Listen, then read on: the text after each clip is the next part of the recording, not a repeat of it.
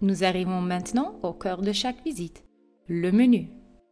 Sous Menu Settings, nous trouvons le paramètre de base. Ici, nous pouvons configurer la couleur de base du menu et du texte. La transparence du menu peut également être réglée. Si vous n'avez pas besoin du menu, vous pouvez aussi le désactiver complètement. Avec Open at Start, vous pouvez choisir si le menu sera affiché comme ouvert ou réduit, à la fois sur le bureau et sur le mobile. Vous cherchez un compromis? Il vous suffit de sélectionner Show for 2 seconds pour attirer l'attention de l'utilisateur sur le menu sans le laisser ouvert en permanence. Pour améliorer encore l'expérience utilisateur sur mobile, nous pouvons utiliser l'option suivante pour réduire automatiquement le menu lorsque l'on clique sur les tags. Plus bas, vous pouvez modifier la direction du texte si nécessaire, par exemple pour l'arabe ou l'hébreu. Après avoir terminé les réglages de base, nous revenons à l'éditeur du menu. Le menu est construit à partir de différentes sections du menu. L'ordre des différentes sections peut être modifié à tout moment. Nous pouvons voir en anglais pour chaque langue sélectionnée précédemment. Nous pouvons saisir le contenu de chaque langue à la main ou simplement utiliser la fonction Auto Translate dans le paramètre de base pour traduire automatiquement tout notre contenu dans les autres langues. Créons maintenant ensemble une première section. Après l'ouverture du masque de saisie, nous voyons en note plusieurs onglets. Dans chacun de ces onglets, différents types de contenus peuvent être configurés. Tout à gauche, nous voyons les onglets Title, Text. Ici, nous pouvons saisir un titre, un texte et une adresse. Les numéros de téléphone et les adresses e-mail peuvent être insérés sous forme de liens pour permettre aux utilisateurs d'appeler directement ou d'envoyer un email en un seul clic. En bas, nous pouvons activer la vue Google Maps pour l'adresse que nous avons saisie. Astuce, il est également possible de travailler avec HTML dans ce champ de texte, par exemple pour implémenter des polices ou des couleurs de police personnalisées. Comme son nom l'indique, Titling permet d'ajouter un lien vers le titre dans chaque langue sélectionnée. Ici aussi, nous retrouvons la possibilité de réglage habituel pour l'ouverture de liens. Same tab, pop-up et New tab. Pour terminer chaque section, nous naviguons vers l'onglet Advanced Settings. Nous pouvons y choisir une icône pour notre section de menu, configurer une couleur de texte et d'arrière-plan et ajuster la transparence de l'arrière-plan.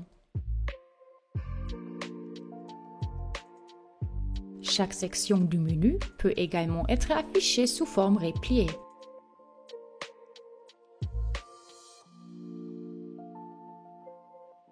Cliquons maintenant sur Save et notre première section du menu est prête. Ensuite, créons un sous-menu. Le sous-menu est principalement utilisé pour créer une navigation directe. Nous commençons par une nouvelle section de menu et saisissons à nouveau un titre. Ensuite, nous naviguons vers Submenu et cliquons à nouveau sur New. Nous devons maintenant copier le lien profond Deep Links de la visite guidée afin de les insérer dans les différents éléments du sous-menu. Pour ce faire, il nous suffit de naviguer jusqu'à la position souhaitée dans la visite et d'appuyer sur la touche U de notre clavier. La fenêtre de lien profond apparaît alors en haut à droite, à partir de laquelle nous pouvons copier le lien. Un petit conseil, certains navigateurs ouvrent une boîte de recherche avec la touche U. Pour éviter cela, vous pouvez maintenir le bouton gauche de la souris enfoncé et appuyer ensuite sur la touche U. Ensuite, nous insérons le lien profond sous Settings et choisissons comment le lien doit être ouvert. En règle générale, Same tab est le meilleur choix pour une navigation directe. Pour un travail plus rapide, je recommande de copier tous les liens profonds nécessaires dans la visite avant de créer le sous-menu. Nous ajoutons un titre pour notre élément de sous-menu dans chaque langue sélectionnée. Si nous voulons utiliser autre chose que des liens profonds dans le sous-menu, nous avons également l'option d'attribuer un lien différent pour chaque langue. Cela n'est pas nécessaire pour le lien profond, car la langue est toujours déterminée par la langue du système ou du navigateur de l'utilisateur. Enfin, nous pouvons attribuer une icône à notre élément de sous-menu. Comme d'habitude, nous pouvons soit en choisir une, soit en télécharger une nous-mêmes. Nous cliquons sur Save et continuons à créer d'autres éléments de sous-menu selon le même principe.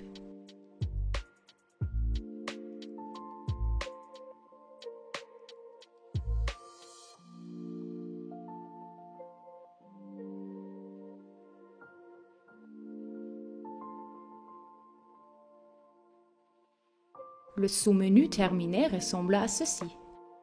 Les flèches situées à gauche nous permettent de modifier l'ordre des différents éléments. Passons maintenant aux Tag Categories.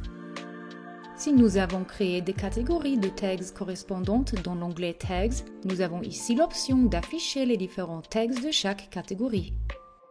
Les tags non catégorisés peuvent également être listés ici. Dans cet exemple, les différents points d'information sont sélectionnés. Cela permet aux utilisateurs d'accéder rapidement aux points d'information souhaités dans la visite. En activant la fonction Tag Search, nous pouvons également ajouter une barre de recherche pour le tags.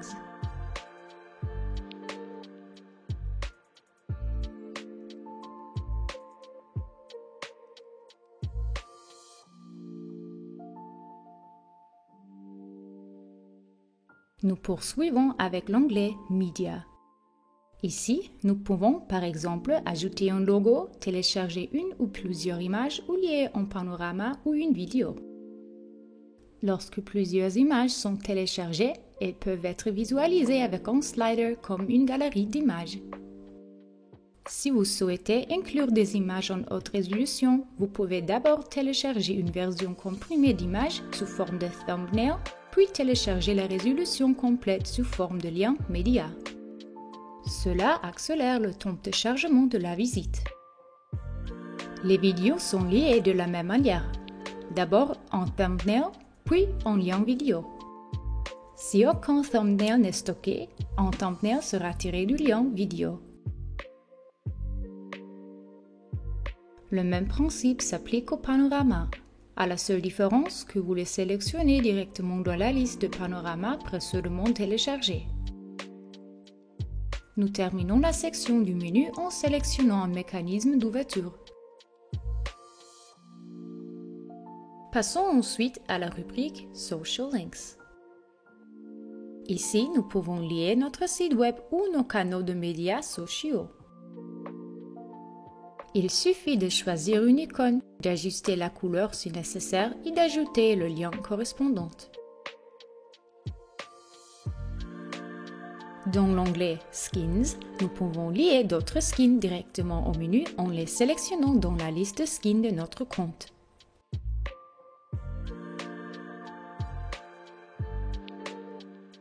Le bouton Quick Edit situé sur chaque section du menu permet d'apporter facilement des modifications à la vue d'ensemble. N'oubliez pas de sauvegarder.